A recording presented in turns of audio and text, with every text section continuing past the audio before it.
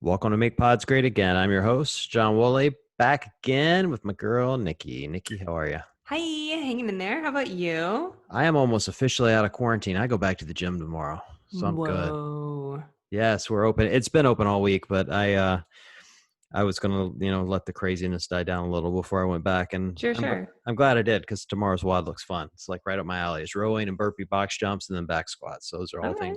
all things I enjoy. No assault bike. It's a great way to start the week for me. Sure. It'll be good. So life's good. And tonight we have special guest Alison Scudds is with us. Alison, how are you? What's up? I'm good. I'm doing really well. Say, don't wave at me on a podcast, young lady. This is all audio. This is all audio. Yeah. No, it's good. Good. I'm just having you narrate it for me so you can explain to the audience what's all going on. Oh, trust me, you do not want me putting words in your mouth. That is not. Wouldn't trust him. I would not trust him. I actually, the truth is, like, I sometimes listen back to the things I say, because I listen to all the podcasts when I'm editing them. It's the only time I listen to them.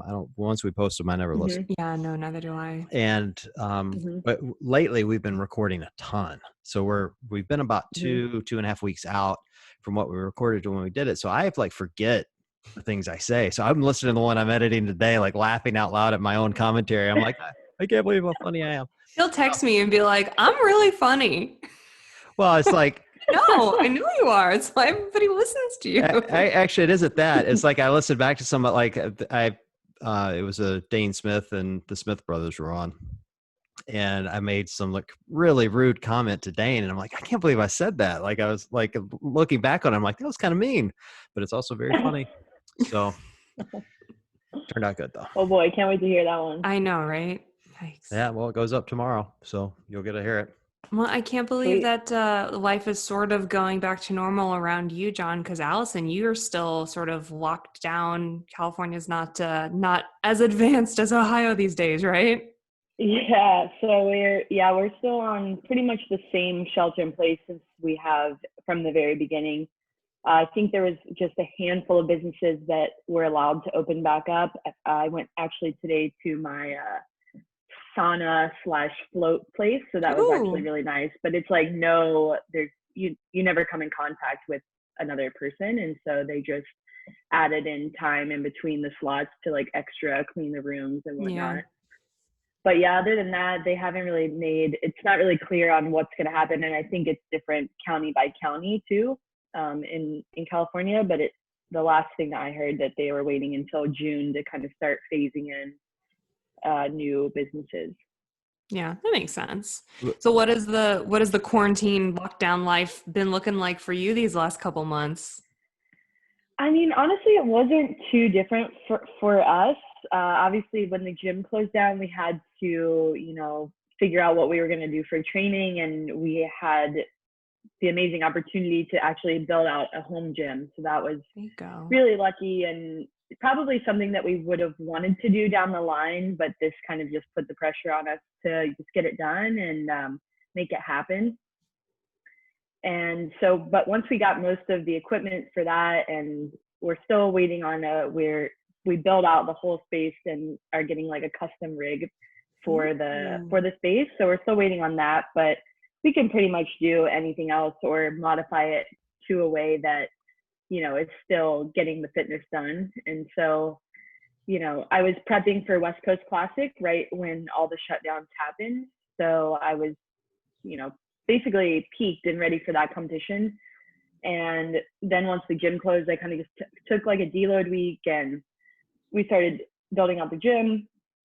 And then after that, it was pretty much just back to, off-season training. And then my boyfriend works from home, so that was pretty easy transition for him. And other than that, I don't have any family over here. My boyfriend's mom lives really close to us, and that's actually where our home gym is. It's less than a mile away, so we still get to see her, and we do our social distancing and everything. But for the most part, our routine hasn't really felt any different.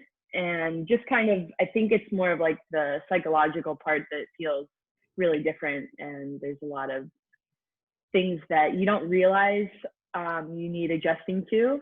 And so just think that was been the biggest takeaway for me, is just being okay with like feeling a little weird or out of it, or not, super excited, or, because there's not any, competitions to look forward to. We don't really even know what the season's going to look like. And so just taking some time to adjust to that. Yeah, I think for sure, like the monotony is getting to people, right? Yes, Like I feel totally. very lucky because I have like just a million projects going on and I'm always buried under Mm-hmm. work. So the days go by pretty fast and I'm kind of like, yeah, whatever. I'm glad I'm home because I'm just like recording podcasts and doing work, and there's always another email, and so it's fine for me. But like every other day my husband will come downstairs in the morning and be like, it's the same today, or like we'll eat dinner, sit on the couch, and he's like, well, let me guess, we're watching the same thing again tonight. And I'm like, yup. Which I think in some fine, but I get it, I totally get it. Yeah, in some circumstances, like especially as an athlete, like you need that, like to just kind of like get the work done, and you need not a lot of external things that are going to distract you or kind of take away from your training. You need that like routine of sleep, eat, train, repeat, like over and over. So it is kind of like a blessing in disguise, especially because I've done a lot of traveling, a lot of competing in the last year.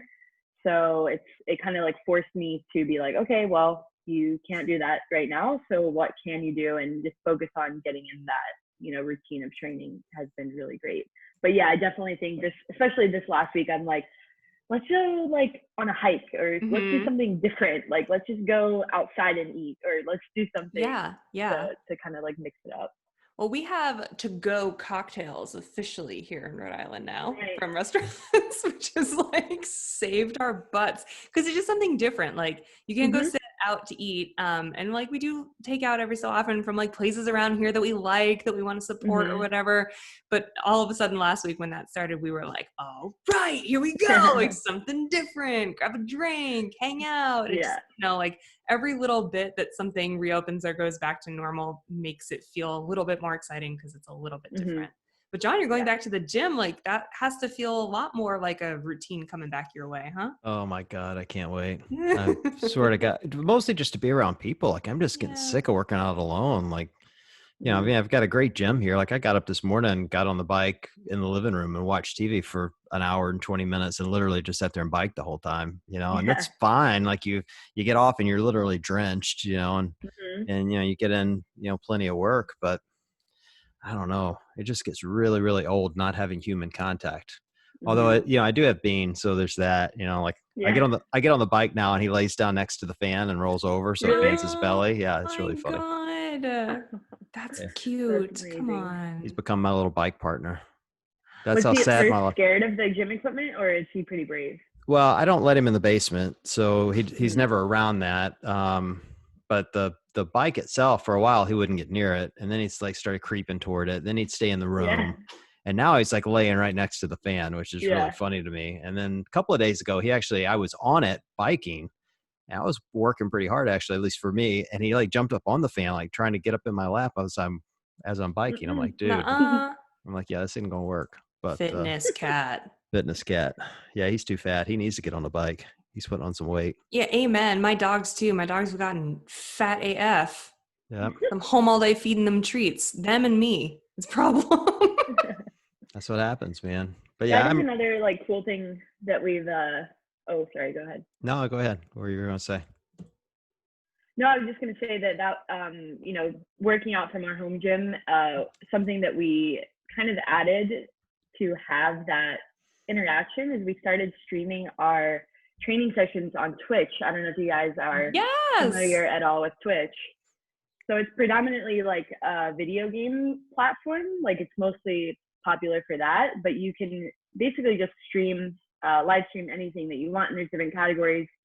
So we've been doing that and having really fun with it. I did a week live of Instagram live. So I went live 5 times a day for the whole week, and just, making that connection with my followers and just talking to people about like what they were doing and highlighting what I was doing.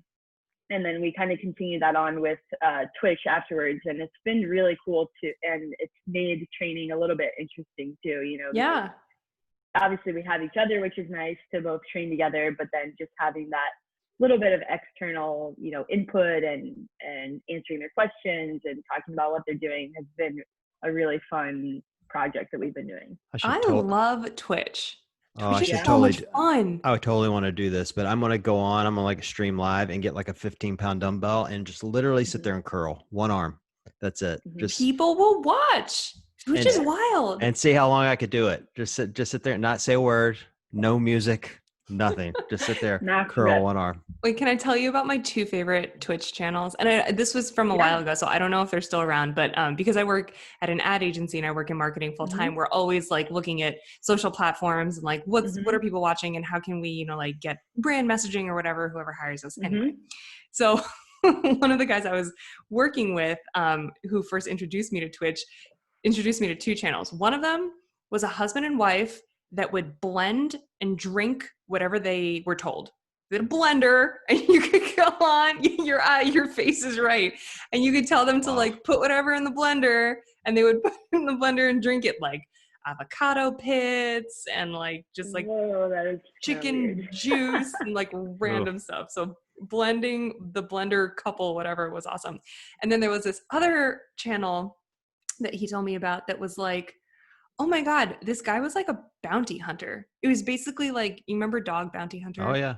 Okay, it was basically that, but on Twitch. So people would like type in like, oh, I think I saw him by the window. And then he would like go investigate by the window. Like legit nuts. Oh my God. So entertaining. Yeah. I'm all about this life. I'm excited. That's a cool idea.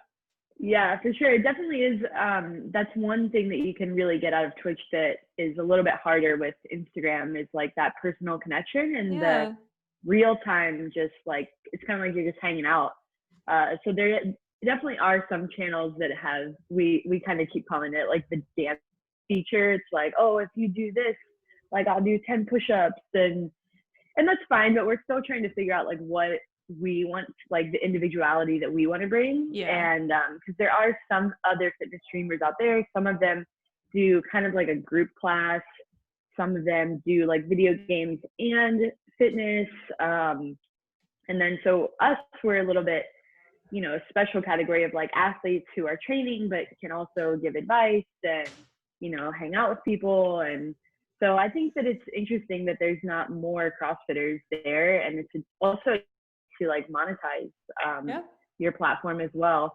And it's a different culture than Instagram, because in the culture is kind of like, these are people that are entertaining to me and I really like, so I'm going to support them like monetarily, and it's built into the system. And so we've been having a lot of fun with it. But Instagram's monetizing. They just announced yesterday. Oh yeah. That's interesting. Oh, was it? Interesting. Yeah. How are they going to do it? Same as YouTube. It's going to be ad revenue. I mean, it's good for people like me that are buying ad space for brands and clients, but it's weird. Like, I wonder how that integration is going to look. Yeah, I don't know. I'm going to start. I mean, I had already planned I wanted to start using Instagram Live more. Like, I've already started setting up some stuff with some other athletes. Like, I'm going to do some really dumb stuff. I'm kind of already regretting it. I'm nervous. Well, so I got asked by this kid, Sean. He finished second at Wadapalooza in the adaptive division, in the short stature division. And he wants to do 1,000 burpees. So that's what I'm doing, is 1,000 burpees. Yeah, that was the face I made when he asked, but it's for charity. Like, he's going to raise money. And I've done 500 before. What's another 500? How hard can it be? Are you insane? Come on. Well, we've probably established that after 100 podcasts, but it's not going to be that. I mean, it would be an hour and 50 minutes, give or take. Yeah, you could always do one more burpee. I'm not worried for you. You got it. How hard can it be? 2 hours of burpees. Yeah. I mean, he's got a serious, all jokes aside, I told him, like, he's got a serious advantage. I mean, he's way closer to the ground, and I'm not making fun of him. No. I'm not making fun of him. Like, it's like I would have an advantage against him on a rower. I'm 6 feet tall with long legs. Like, I'd destroy him. Like, he's short stature. He absolutely is going to just destroy me in a burpee challenge. Like, it's just not even fair, And, and he admitted it. He's like, yeah, I know. Like, he knows he's going to kill me. That's why I picked it. Yeah, he knows he's going to kill me. And Noah's going to do it with us. So it'll be fun.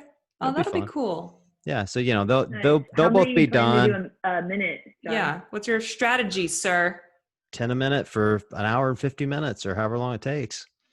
just pace it out. That's what, when I did 500, that's what I did. Like you Yeah. just, you pick a number and, you know, you take Yeah. short breaks and you just never quit moving. And I feel like 10 a minute, eventually I wouldn't be taking breaks. Eventually it's going to take me a minute to do 10. maybe, I mean, it took me, of course, you got to No? keep in mind when I did the 500, it was, how many years ago was this? It was like 5 years ago. So I was nowhere near the physical specimen I am now. I know you're That's right. impressed. That's right. And it took me like 54 minutes, maybe 55 minutes at the time. Okay. So, you know, I figure I'm more fit now. So I don't know. It'll probably be a shit show. Like, you Well, know, definitely. like it's like, you know, it's like a marathon. Like when I ran the full marathon, I was great for 18 miles. I was on pace for a 4-hour marathon. Yeah. And then my right foot felt like it broke and I was done. Like that was it. Like your whole body just breaks down at once. Yes, that is exactly what happened to me too. When I ran the New York City Marathon, I was like, good for 16. At 18 miles, I was like, uh-oh. And at 20 miles, I was like, what have I done? Yeah, that's what I think it's like that with anything that's repetitive. Although when I did the marathon row, which I didn't train for, I was actually fine for that. So I think as long as like running's different because it really kind of breaks your whole body.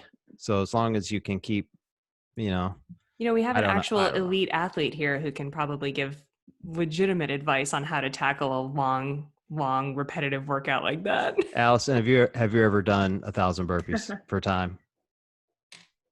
I have never done 1,000 burpees. I don't know what the most burpees I've done in one setting, but I think that you've got it figured out. Like, definitely just that's the strategy I have when doing any amount of burpees. Really, is just like don't stop. Like you don't ever want to stop. You want to just try slowly enough that you can just keep moving rather than like do a couple fast and then have to like rest.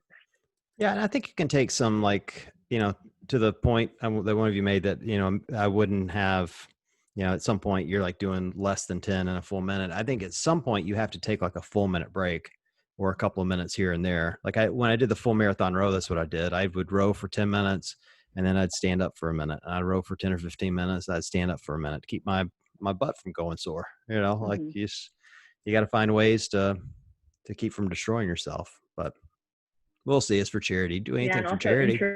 Workout fueling is really important too. So make sure you got some like Gatorade or some sort of like carbs or something that you can keep replenishing. Anytime I do a workout, beer. Like literally. Yeah, straight beer. Hey, so when I did the row, here was my strategy. It was great. I went to Dunkin' Donuts and I bought a couple of blueberry donuts and I set them right next to the rower. And I got a couple of bottles of Gatorade. I had all the sugary treats, man. It was great. I was sitting there literally eating gummy bears. And I mean, I've done enough like, you know, long distance stuff. I wouldn't have to do that now. Like I'm riding that C2 bike so much. Like, you know, I mean, I did a 30K this morning and that's kind of an average day at this point. So, you know, doing a 1-2 hour workout when you kind of do a full hour of biking every single day is not that daunting. I'm not saying that like I'm bragging. It's just like any other long distance thing, you know? Yeah. It's a humble brag. I'll admit it. Brag. Yeah. It's a humble brag. Where'd the kitty go? Where'd your cat go? She's over here. She's napping. Oh, see, Bean won't come down here. I don't know what his problem is. Oh, look at she's in the sun. This is so weird. I like normally when we do these, as soon as my headphones go on, I have two problems with Bean, and one is when I'm podcasting, he makes a beeline for this desk and sits next to me, and either wants to be in my lap or wants to stick his butthole in the camera.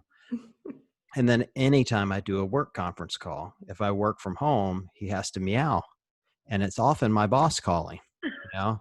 And so if I don't like get up and walk around, Bean's like walking around meow and like talking, and you know my boss knows I'm home. I'm like, oh, dude, you're gonna get me fired. This is not cool. This is not cool at all. Bean, what are you doing? I know he's a jerk. He's a total jerk. So major subject change. I have a question for Alison. So I saw the other day that I think it was on Instagram. Did you post the flashback to like way when you first started CrossFit and like couldn't do like a ring dip or something like that? What? Yep. So I was, first of all, thank you for posting that, because I think that a lot of times it's sort of like, it took me by surprise, and I was like, oh yeah, remember like how we all had to start like not knowing what we were doing in this whole sport of CrossFit? So number one, thanks. And then number two, what was it like for you when you were like, oh, I'll post a throwback video? Oh my God, remember when I couldn't do like a ring dip? Like, let me share this with the world. What was going through your mind when you were like, guys, check this out? I mean, I think that anytime you work on something for so long and you're just in that like daily grind, it's really hard to remember where you started and the progress that you have actually made. And so I think it's always I like to go back even for myself and just remember like, okay, like I might not, be at my goal yet, but just remembering that some progress is slow, some progress is not linear. So it's really just a good reminder for that. And yeah, I really like sharing it with other people too, just to, I think a lot of people see elite athletes and they think that that's something that they could never achieve, but we all just started out like they did too, and obviously there can be some genetics and some, playing sports earlier in your life, things like that. But, we all started, Raph and I were talking about that the other day, which is kind of interesting in CrossFit, is like in other sports, some people are just kind of like, they've always been good at basketball or they've always been good at football. And so like the talent can really like overweigh obviously the highest level athletes are still extremely hardworking. But in CrossFit, every single CrossFitter has had their first CrossFit workout where they were just like crushed by it. And they still continue to get crushed by it. And so I think by nature, it's a really humbling sport, and just remembering that even the top level athletes are still humbled daily, and they all started from somewhere too. Yeah, I think that is so cool. I had my 9-year anniversary yesterday for my first CrossFit class. Oh my word. Wow. Yeah, it popped up in my feed, and it literally said, I've got my first class today. I'm really nervous. And then I looked back on the workout, and I had every right to be nervous because I got my ass kicked. What was, for both of you, what was like the biggest hurdle that you overcame that was like a beginner's hurdle? Do you know what I mean? Like first pull-up kind of thing. So like when you got into CrossFit, you were like, I'll never be able to, and now looking back, you're like, oh, I can't believe I couldn't do that back in the day. Well, what was it, Alison? You go first. I got to think about mine because there's so many. Yeah, I think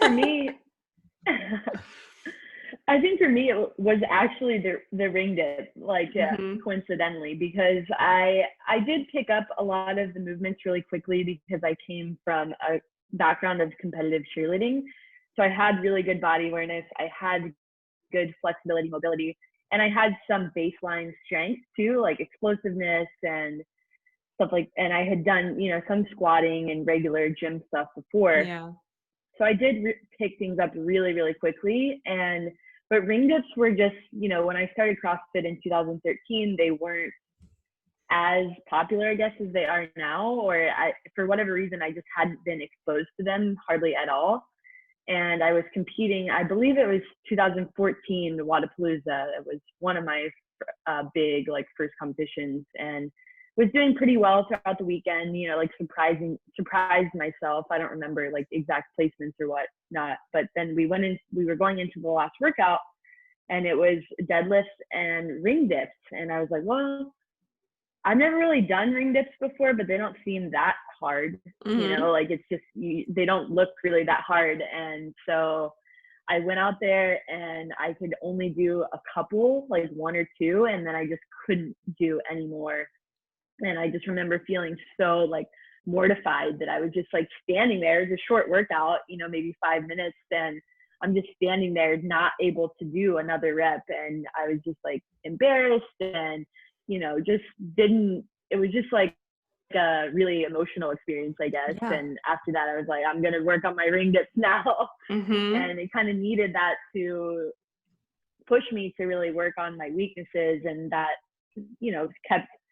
I kept that mindset throughout, still have it when training, there's you can't hide in a competition. There's whatever your worst nightmare is, it's going to come up one way or another. And so I think that was the movement for me. And coming from cheerleading, like I didn't have a lot of upper body strength in general. So like I could do a couple pull-ups and stuff, but definitely the upper body and pressing in general, upper body is just like has always been a weakness of mine. So that's the movement for me. Wild. How about you, John? I don't know if it was like any one. I mean, I was weak at everything, so it wouldn't be fair for me to like pick one thing and go, if I could have done that. But it was probably like shedding the male ego was the hardest part. Like I remember starting early, and it was a really small gym, and we had like maybe a half a dozen female members. But keep in mind, one of them was Julie Fouché, and so we had and so we had several women there that were amazing athletes and are amazing athletes. Well, I had no baseline to judge this off of. Like I come from a family of women, but I'd never seen athletic women up close. And I remember like first couple of workouts, we were doing box jumps next to this girl, and she's doing rebounding box jumps. I'd never seen it before, you know? And I'm like doing one at a time and trying to not die. And like, you know, she knocks out 25 in the time I do 5, you know? And like, I just couldn't wrap my mind around how much fitter, you know, she was. Same height box, like everything was the same. She's just destroying me. But the thing that really got me, that helped me, I think, kind of shed my ego was what our coach was notorious for forgetting the gym keys, notorious for it. Okay. And so I was an early morning, like a 6 o'clock class person. So I show up at 6 o'clock. Regina's forgot the keys. So now we're all in the parking lot trying to figure out what to do. And she's like, all right, we're going to have you guys run 400 meters and do burpees in the parking lot. We're like, okay. Well, this girl, Sarah, who was there and was always in that class with me, had left her keys in the buildings. Her shoes in the building. So she didn't have shoes, and she had worn flip-flops to the gym.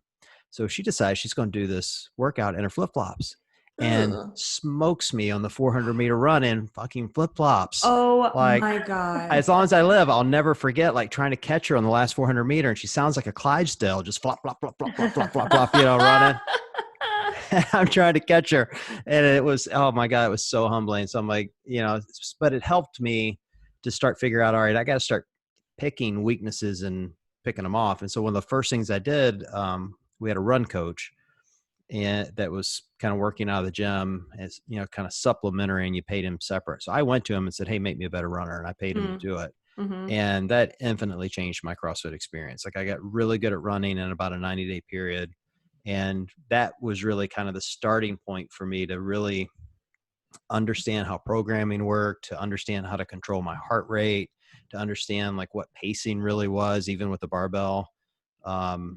And it allowed me to make it about me, not about the comparison and saying, okay, this person, male or female, is fitter or, more or less than me. It was really became about me. And once I made that connection, it was kind of off to the races. But I had 3 years of suffering before I got there. And then several years of continuing to suffer as you still battle. I mean, I think a lot of people still battle those demons. I did too, of chasing the whiteboard, chasing the clock. Mm-hmm. You get addicted to the PRs and then, so it makes you do dumb things. And, I think it can really hold you back too from taking your performance to the next level, like you were saying, because if you're avoiding things that you're not good at because you're embarrassed or you don't want to look bad, then you're not going to be working on them, which is the only way to get better at them. And so that's really true. Yeah, I think something you said earlier sort of just like struck me, and I was like, damn, I need to remember that for CrossFit, but also for life.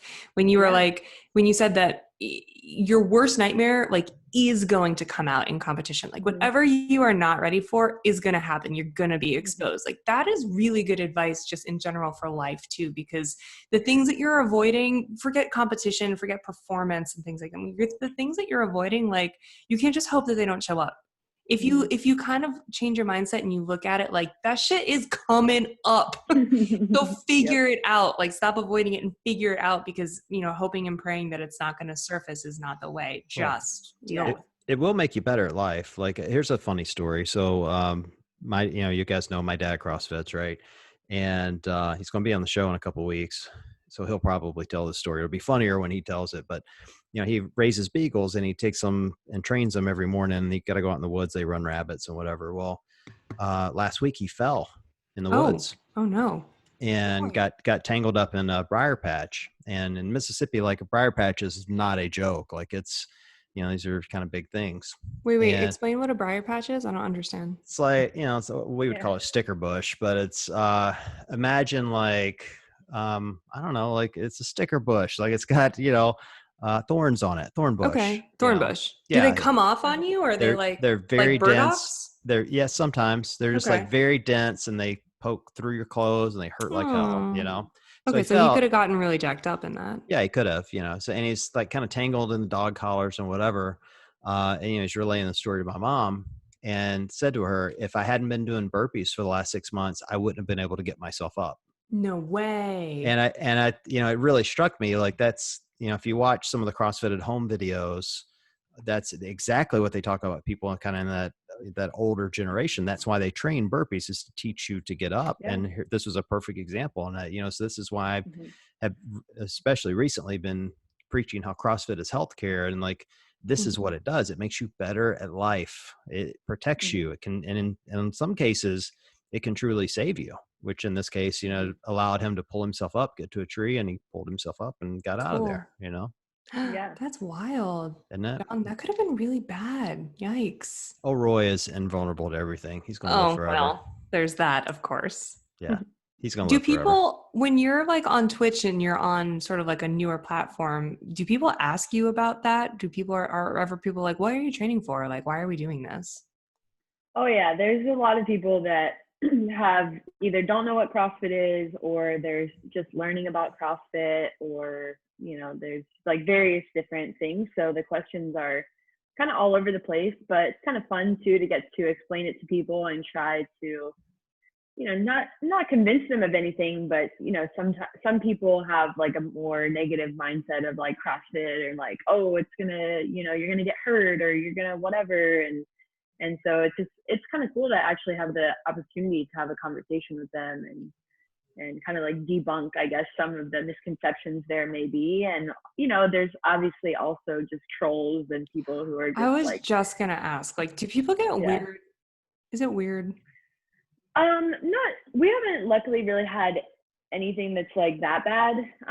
We also have quite a few, like a handful of people that are really cool. And so once there's so much like Twitch lingo, but once you get like a certain amount of followers and people watching you, you can actually have people who are moderators. So they'll kind of like moderate what's going on through the chat. Right now, we'll only have 15 or so people watching at a time, so it's not that crazy yet, but so those people can kind of like be on lookout for you and help kind of answer questions that people may have. I think the biggest one that we've gotten is like people will tune in and they'll be like, oh, that girl's on steroids, and it's like, oh my god, I can't. But it's just like, yeah. So it's just like that's a little bit frustrating, but you just have to try to remember, like, some people have never seen women with muscles, and you just got to try to. How? Some of them are just trying to troll, Well, yeah, there's that, of course. So, like you can kind of get in, like sometimes I'll get into conversations with them, and then you realize like, well, they're just being like that to get a reaction, out of us. And so you just kind of like move on. But for the most part, everybody's really positive and really nice that we've experienced. Yeah. I mean, you can't, there's trolls everywhere. John, you know this more than anyone. Oh, yeah, for sure. I've had several today. So anyone come on there and ask for foot photos? That was going to be my next question. Yes, this has been a real topic. We had your buddy, Danny, on here a few weeks ago. And I'm actually now her new manager when it comes to perv requests. When people send her a pervy request as a DM, she just sends it to me, and then I shoot it back to that person with our real price or what we really want out of them. Nice. It's become a lot of fun for me. I'm really enjoying it. Not on Twitch, but I have on Instagram. Sure. You do. Well, send your inquiries to John. Yes, I will. He will manage your pricing for you. Yes, I'm the new CrossFit perv manager for all the women. So all the horrible men that send you DMs, just send it to me and I'll take care of it. Yeah. Be great. All right, good to know. I wish that I got more foot photo requests because I would absolutely sell foot photos. I think I should start an Instagram page and get all the women athletes to sign up to just send me the DMs and I'll post them. Oh my God, Yeah, like a by Felipe situation. Yeah, Do you ever follow that account? That's a good one. Oh my It's a terrible one. It's awful that it has to exist, but it's called By Felipe, which is kind of like the male version of By Felicia. And it's like, you know, women who get like unsolicited dick pics and like the worst, most horrible messages from people, and they just like put them on blast. It's awful, but it's wildly entertaining when you look through and you're like, how are there people on the other end sending these actual, like humans sending these actual messages? Yeah. What is happening? Yeah, people totally. I'm like, I don't see how those are real people. Yeah, how? I'm like, I know a bot didn't write this, so like a human had to come to their phone to type this in. How? Yeah. Yeah, it's so weird. I don't get it. I don't know why men feel the need to send DMs to women, but like I don't actually get DMs. Like people just go into the comments and just put me on blast, you know, or say whatever rude things, but they don't actually have the guts to DM me. Very rarely. Occasionally they will, but it's really rare. Really rare. I have a story about relating to this. When I did my live week in the life, you know, my Instagram is a bigger audience than Twitch. So maybe when it's a bigger audience, people feel like they're not going to be seen as much, I guess. But I had this guy and he just kept profane things, just like, I don't even want to like repeat what he was saying, you know, but I was just like, what this, and I was just ignoring like everything that he was saying. He was just like commenting. I was answering the people that were actually answering questions. I finished the live and I went to his account and I was like, what is that about? Like, and he was like, oh, well, it got a reaction out of you, so I guess it worked. And I was like, I'm open to, you know, I'm doing these lives so I can talk to my followers. Like I'm open to talking to you, like about, you know, answering any questions that you may have, but like, there's no need to act like a child, essentially. You know, I didn't put him down like that, but I tried to be respectful. You're too nice. No, because it just turns into like a tennis match, you know, right. Like you're throwing insults back and forth. So I just try to, you know, come at it as like respectfully and positively as possible. And he actually apologized. So I was like, wow, that worked. See, you just like address it, and you like those people are turned around. They're just like keyboard warriors. So lame. I like that you were just like, what? Yeah. Bro, what? Yeah. What is the point of this? Yeah. I've had so many people lately. I've had 2 or 3 this week alone that would said something rude, and I would go in and respond, however, and they go, "Oh, I was just trolling," you know, just trying to get a reaction. And how is it's that like a pastime? I don't know. People like to start, you know, they like to start fights on the internet. They just do. It's like, you know, some kid did it today. I did a post about, ironically, it's kind of about this topic that, you know, it was a picture of the monkey from Lion King, and he's throwing the baby off the cliff. And the punchline was something along the lines of, you know, CrossFit women, when their date says they don't want them to get too bulky or something like that, you know, basically throwing the boy away, you know? Well, this kid comes in and writes this huge long paragraph about, you know, how women shouldn't get too bulky, basically, you know? No way. And of course he got eviscerated by, you know, a dozen women.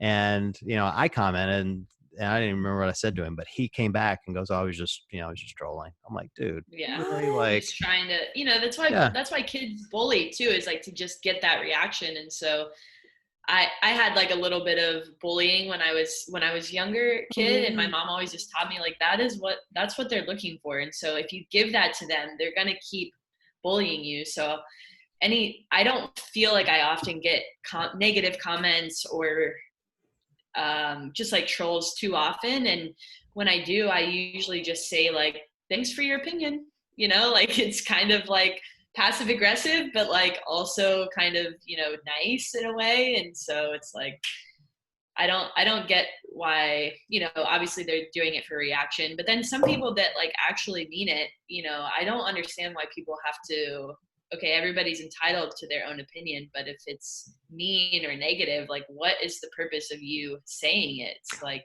Well, and like, why did you find like my account to say it to? Like, if there are things in this world that I vehemently disagree with, like I don't know, like broccoli. Pretend I actually love broccoli, but there's an example. Okay, I vehemently disagree and hate broccoli and don't think it should exist. Like, I'm not gonna go look for broccoli accounts to fucking comment on. John is laughing at me. I know that's like the worst example I could have picked. No, I'm gonna go start a broccoli account just for you. Make broccoli great again. It's like it could be like the egg account. Yes. You guys remember that? Yes.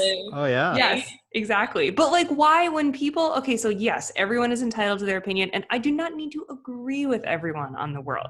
Like, I don't need to turn everyone around or even voice my opinion, but like, why would I waste my time specifically looking for shit that I disagree with to then waste more time commenting on it? It doesn't make sense to me. I don't understand. People are aggressive right now, though. Like right now, totally more than I've ever seen. Like, my daughter just left to go to work. She works at this ice cream shop. She'll have people yell at her tonight over the dumbest things because they're wearing masks, and they'll yell at her because they can't understand her. And these are grown men yelling at a 16-year-old girl. I had countless people today come in on the page, commenting, I did a joke about the coronavirus, of course, and, how there's no real mortality rate. And then you got the other half coming in going, it's worse than, 40% worse than the flu. And now they're fighting about all the stuff they're hearing on the news. I'm like, none of you assholes are scientists. You don't really know. Like, also, like, this is a meme page. Yeah. Why exactly. did you come here? Like, it was just a joke, man. Like, go on CNN's page and fight. I don't give a shit. Just don't come on my page and do it.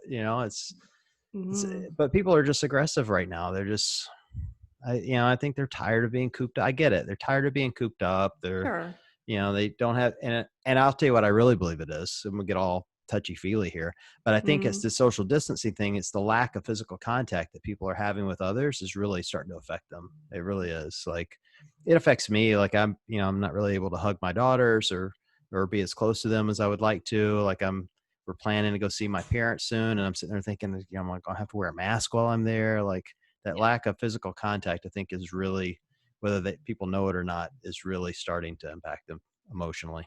That's interesting. Yeah, totally. And I think a lot of hate or like, meanness comes from fear too. And so people are just scared. Like, they're scared of the coronavirus. They're scared of, the implications on the economy, or they're scared for their family's health. They're scared for their own health. And so that's one thing that I always try to come back to when people are being aggressive or really mean or hateful. It's like, well, they're just scared, and we all have different fears that we have. And how can we try to, empathize with one another's fears and try to meet in the middle somewhere?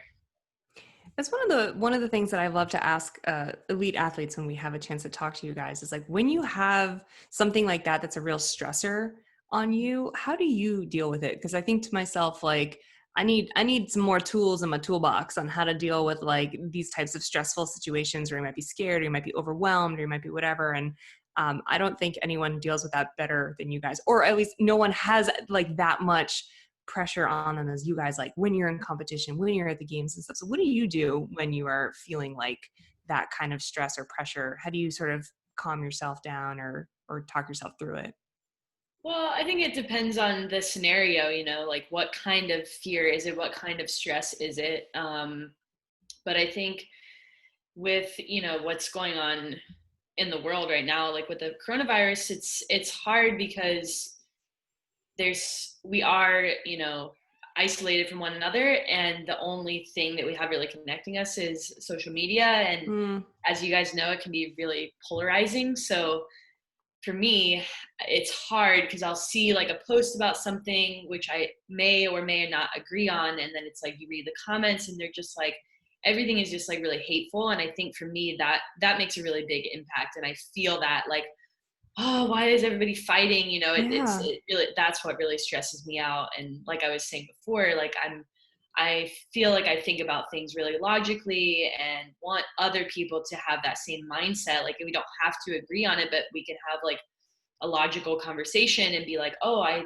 never realized that point before. I understand where you're coming from, and vice versa. But on social media, it's just like, this random hateful mean comment that doesn't really have a base in fact or logic. And then it's like, then it just, like I was saying before, it turns into this tennis match. And so that's really difficult. So I think just trying to like limit that exposure as much as possible has been something that I've done and probably should do more of. But then as far as like competing and training and things like that, I think just for me, just getting into a routine and focusing on the things that I can control. You know, there's a lot of things outside of your control, but if you feel like you're, you know, if you start thinking about all those other things, like, well, you know, what workouts are going to come up at the competition, who else is going to compete there, like what if this, what if that, and it starts to feel really scary because you don't have control over those things. But if you instead think about, okay, I can make sure my nutrition is on point, I can make sure my planning is on point, I can make sure I've been working on my weaknesses and I'm getting the sleep I need every night, so that helps you feel like you have more of a sense of control and gives you more of a sense of accomplishment, even if you don't, you know, place how you wanted to at the end of the weekend or whatever. Like you feel like, okay, well, I did everything in my capability to do that. And I really experienced this at Strength and Depth, the last competition that I did. So I felt like the first competition of the season was in Pandaland, and I put a lot of like pressure and external like expectations, I guess, on myself. And I was like, this is like the one I have to qualify at. And I just didn't have a good experience mentally, I think. And I think that kind of like hinders your ability to actually perform physically as well. Totally. So when I did Strength and Depth, I was like, all right, I'm just going to forget about, you know, obviously my goal is to qualify for the games, but I'm going to try to forget about that and like not care. I'm using quotation marks on for the podcast, you know, because I say not care because obviously I do care and it's very important to me, but trying to not care about the outcome as much as I can and really just like dial in everything else. And I felt like it was a really successful experience because of that. And you know, I still had to work on some weaknesses, and which I'm doing and continue to do, and that's like all a totally different journey and path. But yeah, just focusing on what you can, and it's really hard. It's easier, like it's something you have to practice. It's not just something that you say like, oh, I'm just going to focus on the things that are in my control. Right, and then everything's all of a sudden better. Yeah, exactly. It's something you, just like your training or anything else that you do, you have to practice it, and you're not always going to do it perfectly. And you can have those experiences like I did this season and look back and be like, okay, what can I take away? What did I do really well? What could I have done better? And like, how can I set myself up for, you know, building on that success for the next competition? You know, that's interesting. Maybe like looking at this point in time where we're all just very concerned and uneasy and there's a lot of unanswered questions, like looking at it as a mental, like sort of exercise, like mental strengthening exercise. Like, it's a weird, bizarre time, but like, just like you're probably training your body, John is 3 times a day. Like we can also be training our minds to figure out how to deal with it and then take that and apply it moving forward. That's a good way of looking at it. Yeah. And I think just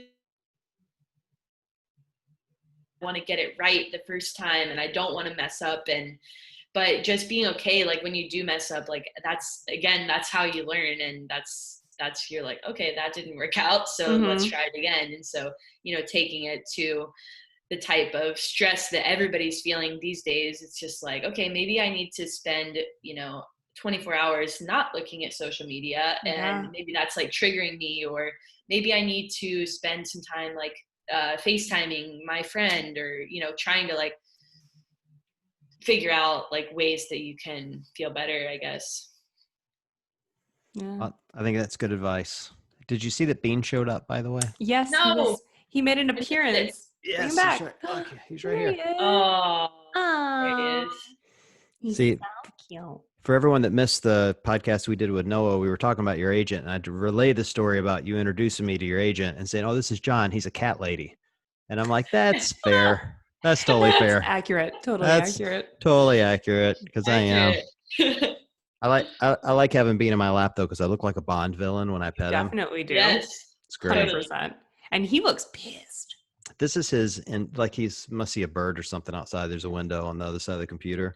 He was hunting chipmunks earlier today, and he got really intense. Like something about cats. They, unlike dogs, like, you can breed a dog to be totally docile. It doesn't matter what the breed is. Can Doberman, whatever, like make them the sweetest little thing ever. You cannot take the killer out of a cat. There's nothing you can do about it. Nothing you can do. Like he saw that chipmunk, and if he had gotten outside, he would have shredded that thing.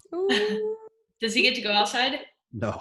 Hell no. I have dogs on both sides. And when we got him, like I just didn't want an outside cat. Like, you know, I wanted, a cat that would be inside and nice. And I got half of that, I got an inside cat. So here's what it is. My cats transitioned into being, I mean, they're not outdoor cats. They're definitely indoor cats, but we have like a really nice area that we can let them go out in the yard, and they really like the extra like stimulation of, Nice. birds and stuff like that. But it is scary because they can, anything can happen. Like if there's a hole in the fence or whatever. So we try to be careful. We had Rari, the gray one.